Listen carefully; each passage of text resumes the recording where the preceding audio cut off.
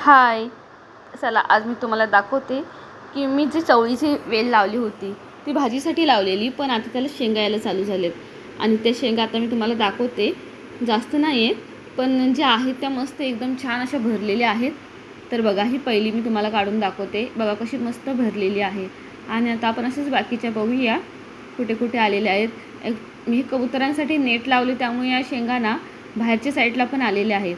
तर ह्या अशा काढून घ्यायला लागतात. बाहेरच्या साईडच्या पूर्ण भरलेले शेंगा आहेत ह्या. आणि इथे बघूया आपण दुसरीकडे.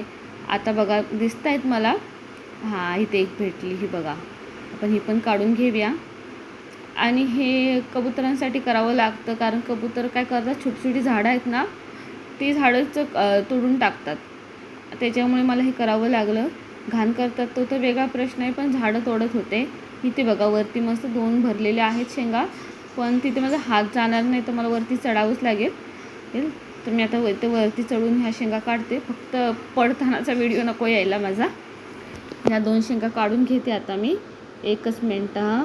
वरती चढते आणि मग तुम्हाला दाखवते. बघा चढले मी. ह्या 2 शेंगा इथं मस्त अशा भरलेल्या आहेत. थोडासा अंधार वाटत असेल, लाईटीचा प्रकार.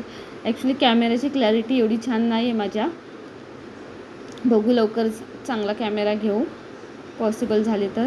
आणि बघा ह्या इतक्या शेंगा भेटल्यात, पण अजूनही आपल्याला दुसऱ्या शेंगा पण काढायच्या आहेत. मी तुम्हाला दाखवते.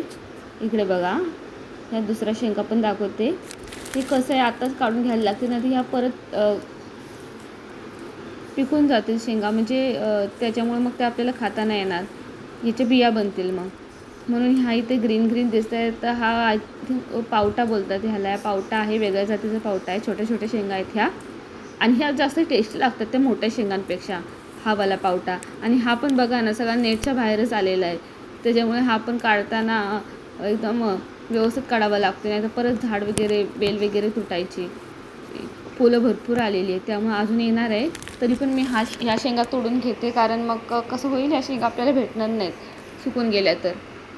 त्याच्यामुळं थोड्याच भेटल्यात, पण आपण जे भेटेल त्याची आपण मिक्स भाजी करून टाकूया. इथे बघा, हे लिंबूचं झाड आहे. ह्याला लिंबू जे आहेत ना, ते आले तर आहेत छान, पण ते काही मोठेच होत नाहीत. आणि इथे तर 2 लिंबू थोडेसे पिवळे वाटायला लागले, तर ते मी काढूनच घेते आता. म्हणजे कसं भाजीसोबत मस्त लिंबू पण आपण त्यात पिळून खाऊ शकतो.